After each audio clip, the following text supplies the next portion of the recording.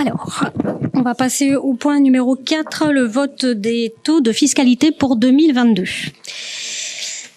Alors, je tiens à prendre la parole sur ce point pour une raison, c'est que il n'y a pas une bonne nouvelle dans ces taux-là, puisque vous l'avez vu, la taxe foncière bâtie, donc la taxe foncière bâtie, est bien en augmentation, ce qui se de la part communale, ce qui se traduit donc clairement par une augmentation de nos impôts communaux, donc le taux qui était jusqu'à 2021 était de 37, nous passons donc à 39,96, ce qui fait une augmentation du taux de 2,96, soit 8%. Ce qui correspond, on va dire pour un foyer, c'est difficile de donner, je vais donner une moyenne, ce qui correspond par an à une augmentation concrètement pour nos habitants à partir de cette année entre 45 et 63 euros par an.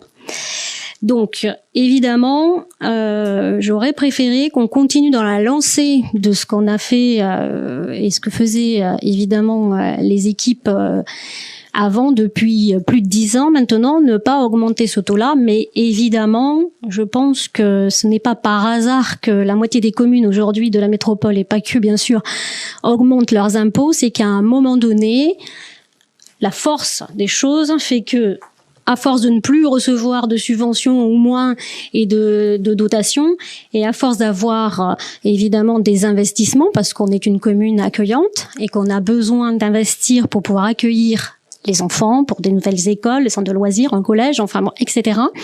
Il paraît évident qu'il faut qu'à un moment donné, on puisse rentrer de l'argent et on a fait des emprunts pour pouvoir notamment financer la médiathèque, mais aujourd'hui, on se doit d'employer le levier fiscal, c'est comme ça qu'on l'appelle. Donc, je tenais à introduire là-dessus parce que effectivement, vu l'ambiance, on va dire actuelle de nos habitants et d'ailleurs de la commune, parce que ce qui est aussi important à comprendre, c'est que quand on gère un budget aussi rigoureusement, et on le voit parce que ça a été dit et par la trésorerie en félicitant nos services, et ça a été remarqué par la Cour régionale des comptes qui dit que voilà, on a une gestion saine sur la commune,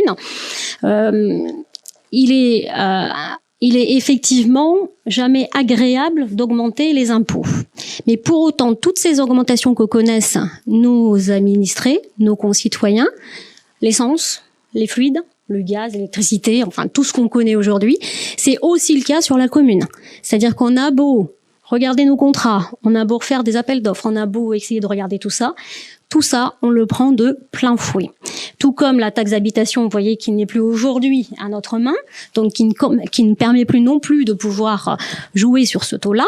On se retrouve avec un seul moyen de pouvoir remplir les caisses, il faut le dire clairement, c'est cette taxe donc foncière sur le bâti. Donc, vous le voyez, c'est écrit là. Je vais te laisser techniquement après, si tu veux l'expliquer, mais je voulais quand même revenir là-dessus parce que je veux quand même dire plusieurs choses. La commune grandit. Avec ça, on a des besoins croissants. On a des services, on l'a dit tout à l'heure, à maintenir, et quoi qu'il se passe, puisqu'on l'a vu pendant le Covid, on a été une des rares communes à maintenir nos services au maximum, et ça a toujours été notre priorité, en tout cas la mienne à chaque fois qu'on venait me dire, et quand on avait la moitié de notre personnel qui était absent parce que Covidé, il fallait quand même, enfin en tout cas c'est ce que j'ai demandé, il fallait quand même qu'on maintienne au minimum la cantine pour que les parents puissent aller travailler, parce que ça aussi c'est nécessaire, et toutes ces augmentations de dépenses de personnel, de matériel liées au Covid aussi, font que ça nous a mis dans une situation qui nous a obligés effectivement à prendre des décisions qui ne sont pas forcément agréables, mais qui sont justes et justifiées. Donc j'assume pleinement, et l'équipe ici avec moi, puisque j'espère, puisqu'on le verra tout à l'heure sur le vote de ces taux, mais une baisse de la DGF en 2022, une future cuisine centrale. Je l'ai dit tout à l'heure, une médiathèque qui va être utile pour nos habitants, qui doit ouvrir cette année.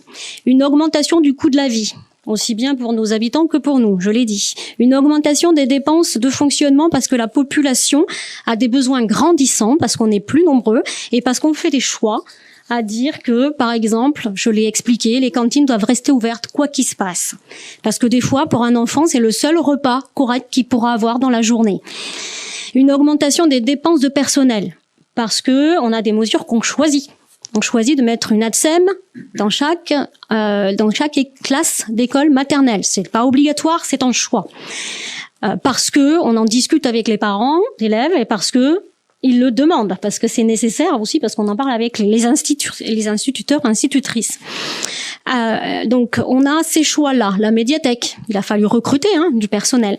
On a des mesures qui sont contraintes, ce qu'on appelle le GVT, glissement vieillesse technicité, donc qui est effectivement, je me moque là, qui est tout simplement le fait que les gens évidemment changent de grade, prennent de l'ancienneté, et tout ça c'est une augmentation bien évidemment logique, l'augmentation du SMIC, et une bonne nouvelle, vous voyez, qui vient d'arriver bien sûr pour tous nos agents, mais pas que, tous les fonctionnaires, avec l'annonce du président de la République sur l'augmentation du point de juillet, qui nous dit déjà que dès le mois de septembre, on sera obligé de faire une décision modificative pour augmenter ce budget de fonctionnement lié au personnel, puisque le personnel va être augmenté, et ça serait tellement plus simple, comme ça a été le cas pour l'école privée, qui est une bonne nouvelle pour les enfants de l'école privée, de pouvoir avoir des subventions évidemment des communes, mais sans compensation de l'État. Je le redis quand même, parce que c'est important. C'est à un moment donné, on appelle les maires, les élus locaux, en disant « soyez les pompiers pour l'Ukraine, soyez les pompiers pour le Covid, soyez les pompiers pour ceci, pour cela, pour les lois, pour faire plaisir à droite et à gauche, mais ne comptez pas sur nous. » Parce que c'est quand même ce qui se passe depuis, moi je suis maire depuis 4 ans, c'est quand même ce que j'ai vu, et je pense que c'était déjà le cas bien avant. Jean-Marie, je ne répéterai pas combien on a pu perdre, parce que je suis incapable de donner le bon chiffre, combien on a pu perdre d'argent dans les subventions versées par l'État depuis 10 ans, mais c'est impressionnant. Tu as peut-être, tu peux prendre la parole. Ça doit être de l'ordre de 2 millions d'euros sur le mandat précédent. Donc, à un moment donné, pour pouvoir continuer à gérer de façon responsable notre commune, on doit bien y répondre aux besoins des populations. On est obligé d'en passer par là, et c'est effectivement pas une bonne nouvelle. Donc, voilà.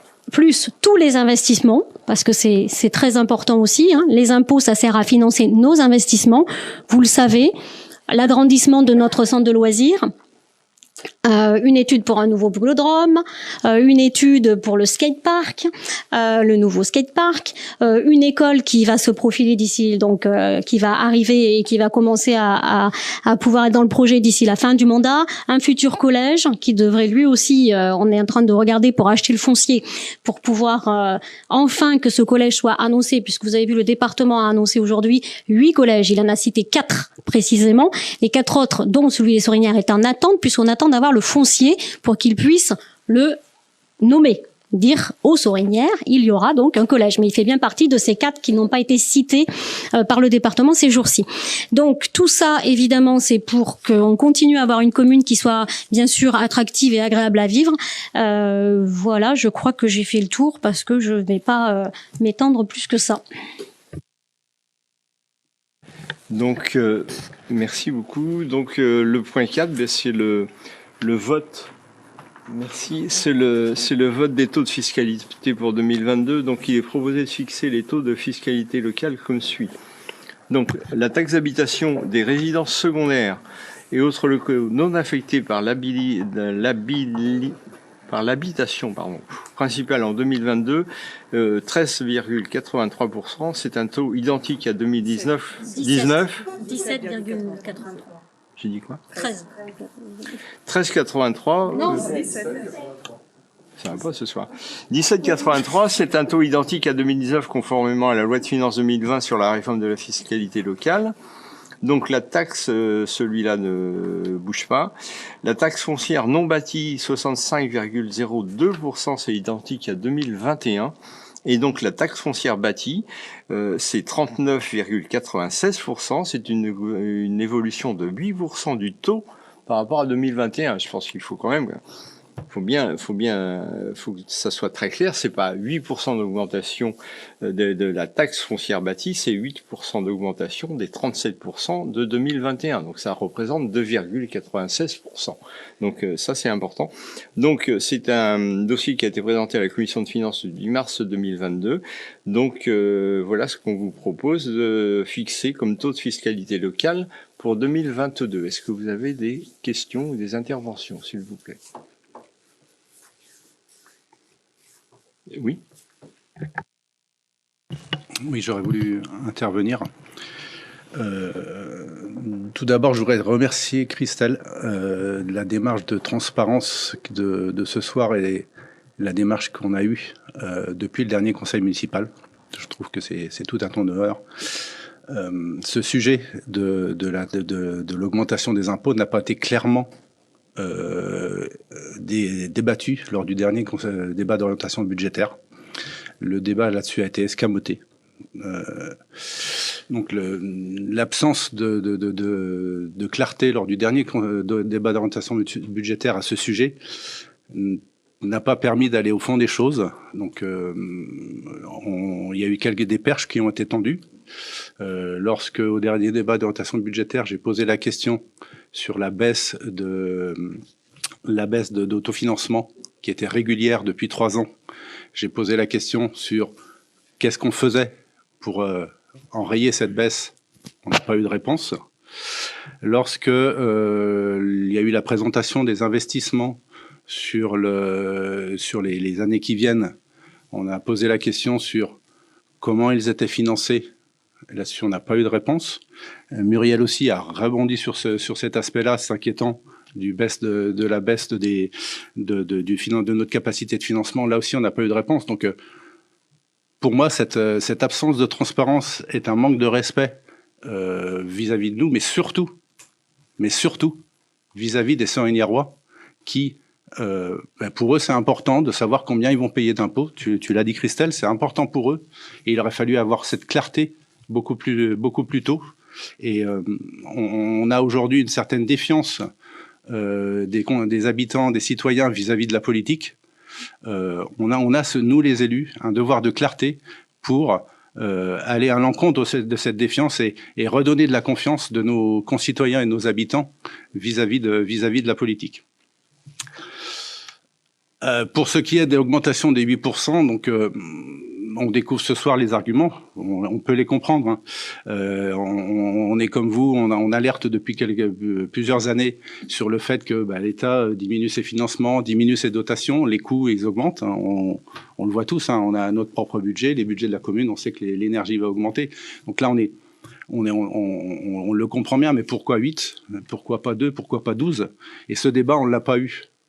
Pourquoi on ne le ferait pas en 2 fois ? Pourquoi un petit peu cette année et un petit peu l'année prochaine? Ça pourrait atténuer l'impact sur les finances de nos concitoyens. Donc tous ces débats, tout ça, nous ne l'avons pas eu. Donc c'est pour ça que nous ce soir, nous ne sommes pas en mesure de voter clairement cette augmentation et le budget qui va avec. Nous aurions aimé avoir ce débat. Il aurait été nécessaire il y a 1 mois et pas ce soir. Donc, pour aller plus loin, nous, on souhaiterait proposer aussi, pour que ça ne se reproduise pas l'année prochaine, qu'il y ait une commission finance qui se fasse avant le DOB, qui permette d'éclairer le débat et qui permet d'éviter ce type de couac qu'on a eu la fois dernière et ce soir, et qui permettrait d'avoir ces débats de fond qui sont structurants. Pour nous, il y a un acte fort qui est dans une année municipale, c'est le budget. Le budget, il définit la politique. Si on n'a pas, et le débat d'orientation budgétaire est là pour préparer le budget. Si on n'a pas ces débats-là, ces échanges entre nous, c'est un loupé. Et là, c'est dommage qu'on ait eu ce loupé. Voilà. Juste, je te rassure, l'année prochaine, je veux bien qu'on ait un débat sur le DOB en commission finance avant, mais il n'y aura pas d'autre augmentation d'impôts. Déjà, je peux l'assurer, puisque notre choix pour répondre à ta question, pourquoi 8, pourquoi pas 4 ou 12, enfin, etc. C'est d'abord parce que on a demandé, c'est parce que d'abord notre service finance nous a alerté que si on voulait financer nos investissements, qui étaient tout simplement des besoins et aussi les besoins des habitants, de l'évolution de la commune, ça a été chiffré, et donc Jean-Marie nous a fait des propositions pour voir jusqu'où on pouvait aller. On a fait le choix de ne pas dépasser la barre des 40%, du taux de 40, pardon. Donc ça c'était quelque chose pour nous qui était très important. Et le choix de le faire en une fois, c'est parce que tout simplement on ne veut pas y revenir.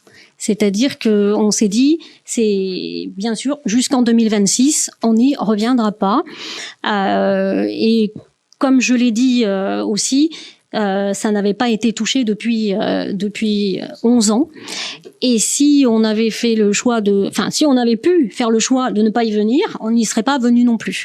Mais là, clairement, pour pouvoir financer nos investissements, ceux dont on a besoin, c'est pas du plaisir, c'est pas des caprices d'élus, c'est bien des choses que la commune a besoin. C'était 8%, ou sinon ça servait à rien, il aurait fallu y revenir. Donc c'est quelque chose qui a été alors peut-être pas discuté avec vous, soit, mais en tout cas discuter avec notre direction finance pour pouvoir faire un choix qui soit éclairé et qui soit bien sûr qui serve à quelque chose et qui tienne longtemps. Voilà ce que je pouvais répondre. Je veux juste revenir sur le débat d'orientation budgétaire, puisque vous le savez tous, j'étais absente ce jour-là. On prépare nos conseils municipaux avec mes adjoints et avec les directeurs de service, suivant les sujets qui doivent passer. Donc moi, j'avais toute la partie communication et Jean-Claude avait toute la partie technique. Donc il a abordé dans les chiffres la partie technique. Si j'avais été là, je l'aurais abordé comme je l'ai fait ce soir, de façon plus directe. Mais après, que ça soit toi ou d'ailleurs que ça soit Muriel quand je l'ai rencontré, parce qu'effectivement j'ai voulu vous voir, parce que vu la réaction conseil, je me suis dit il y a un truc qu'ils ont pas saisi, clairement. Muriel l'avait vu et dans son commentaire en conseil, elle dit clairement, on l'a réécouté après, que effectivement l'augmentation des impôts paraît évidente, nécessaire. Donc je vous invite à le réécouter. Pour autant, moi, quand j'ai rencontré Muriel après toi, David, c'est ce qu'elle m'a dit. Et aujourd'hui, même si je rejoins sur le fait que le débat d'orientation budgétaire est là pour évidemment parler des grosses orientations du débat et que l'impôt est une grosse orientation, surtout quand c'est une augmentation. En tout cas, le document était très clair. Il était inscrit dans le document du débat, l'augmentation de l'impôt avec le chiffre de 8% dans le tableau et avec le taux de 37 à 39.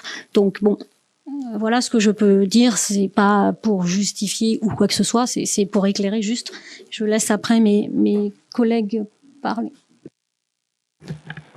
Oui, c'est quand même un peu facile de nous accuser ou de reporter sur nous la faute, le fait de ne pas avoir vu l'augmentation. Vous me dites qu'on vous a tendu des perches, mais les perches, elles n'avaient pas besoin d'être tendues. Le tableau était assez criant et assez parlant. Sur le taux d'augmentation, sur le taux du foncier bâti, il était bien indiqué 2021 37%, 2022 39, 96 et 8% au bout.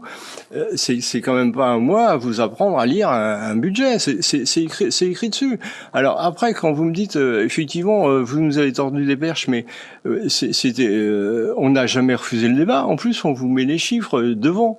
Alors franchement, si je dois vous dire, Monsieur Burneau, allumez-moi parce que je vous ai dit qu'il y a 8%, où je vous mets le doigt sur ce qu'il faut faire pour nous provoquer le débat. Bah non, excusez-moi, c'est pas moi de vous le dire.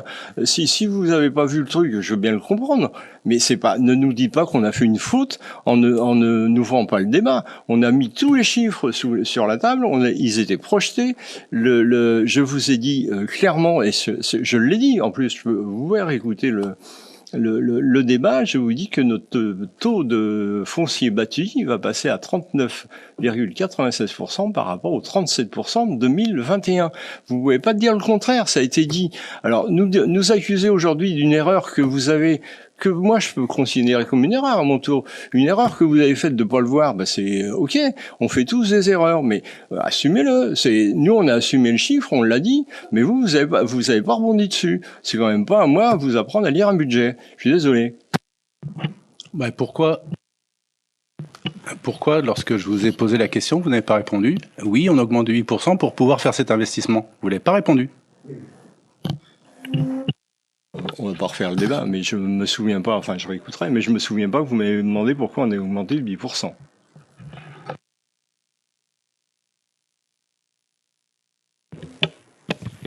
Alors, moi j'ai réécouté justement le conseil municipal.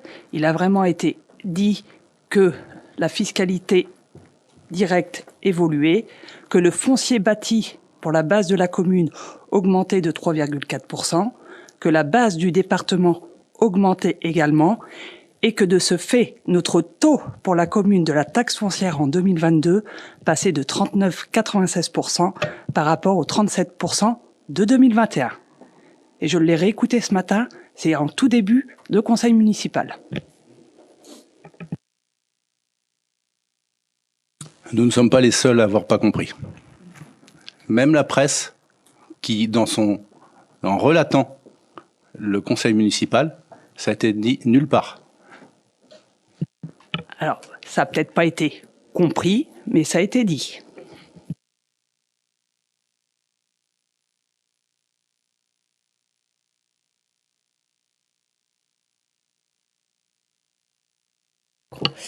Moi, je voudrais juste m'exprimer sur 2 points. C'est sur la qualité du débat politique et sur le consentement à l'impôt.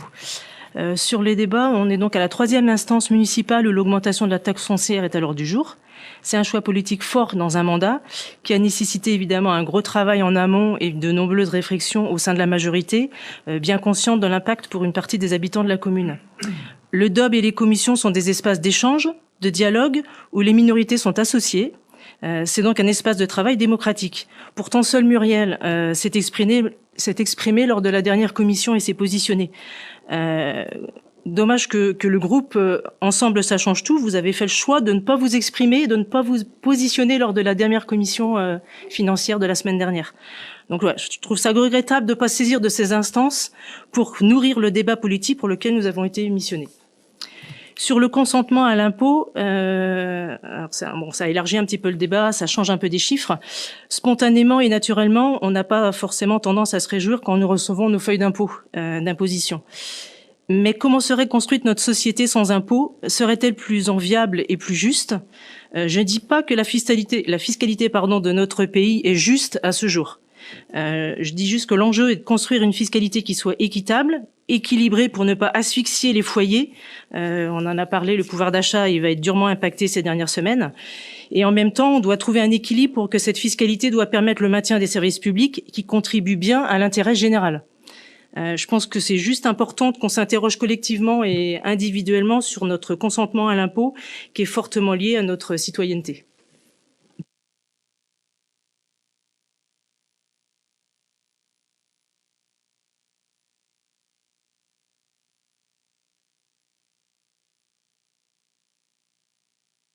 Il n'y a plus... Si, pardon, Damien, excuse-moi.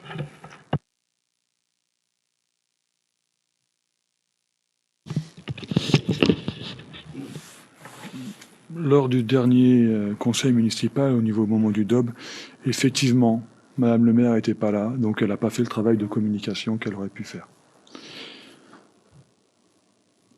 Pour autant, c'est éloquent. Vous l'avez pas vu, cette augmentation dans les chiffres. Les chiffres, ils le marquaient, comme on vient de vous le rappeler. Vous l'avez pas vu. Voilà. On n'y est pour rien, nous. Hein. C'est d'ailleurs étonnant pour quelqu'un qui aspire à diriger la commune, de ne pas voir ça. Nous, on en était gênés. On en était gênés vis-à-vis des Sorignarois pour le débat. parce que on était prêt à argumenter. Suite au DOB, et j'insiste bien là-dessus, parce que tu nous reproches un manque de clarté, par transparence, Madame le maire, elle propose de vous recevoir, les oppositions, séparément, pour clarifier les choses. Par transparence. Tu es resté d'ailleurs 1 heure avec elle. De ce que j'en ai compris, tu as expliqué que tu croyais que c'était le département qui avait augmenté les impôts. Mais si le département augmente les impôts, c'est pas la commune qui touche. Hein. Petite précision quand même. Effectivement, il s'avère que c'est la première fois que j'assistais à la commission finances sur ce sujet-là. T'as rien dit. Noël Douot, elle a parlé, et elle l'avait vu l'augmentation, elle. Et aujourd'hui, en conseil municipal, parce qu'il y a de l'audience, tu viens nous reprocher notre manque de clarté.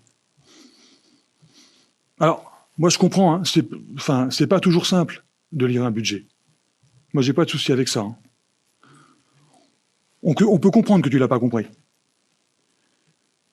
Par contre, dans ce cas, il faut poser des questions. Tout simplement. Mais non. Tu comprends pas le budget.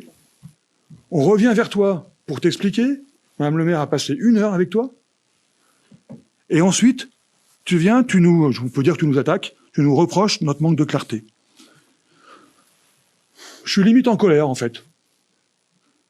Mais même pas contre ton incompétence, qui est embêtante quand même, hein, mais contre cette forme de malhonnêteté qui participe en fait à la dégradation de l'image des politiques. Alors je ne sais pas si tu te rappelles, il y a quelque temps, tu voulais jouer en équipe avec nous, tu étais en conseil municipal. Et moi je t'avais répondu que c'était compliqué pour nous d'avoir quelqu'un dans notre équipe qui marque systématiquement contre notre camp. Mais là, l'exemple d'aujourd'hui est flagrant, au-delà de nous. On s'en fout de nous. C'est pas tu marques un but contre le camp des Sorignérois, en fait. Et en fait, pour terminer, juste, tous les moyens sont pas bons pour arriver à tes fins.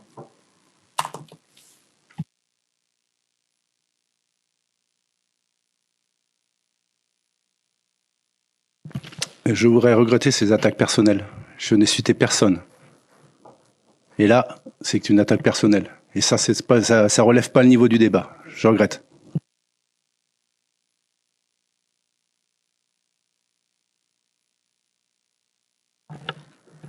Est-ce qu'il y a d'autres interventions? Eh bien, je vous propose, je pense qu'il était nécessaire que chacun s'exprime.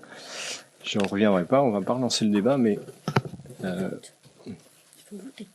on va voter. Donc, on va voter le point 4 sur le taux de fiscalité 2022. Donc, il est proposé de fixer les taux de fiscalité locale comme suit. Taxe d'habitation des résidences secondaires et autres locaux non affectés à l'habitation principale en 2022, 17,83%, taux identique à 2019 conformément à la loi de finances 2020 sur la réforme de la fiscalité locale.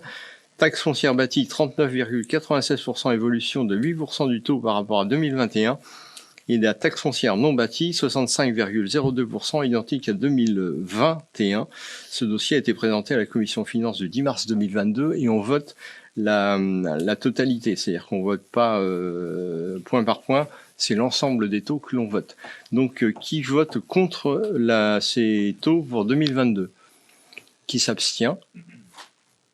Qui vote pour? Vous savez pas voter. Il y a une absence de vote. On peut faire une absence de vote. On peut faire oui. On recommence, vas-y.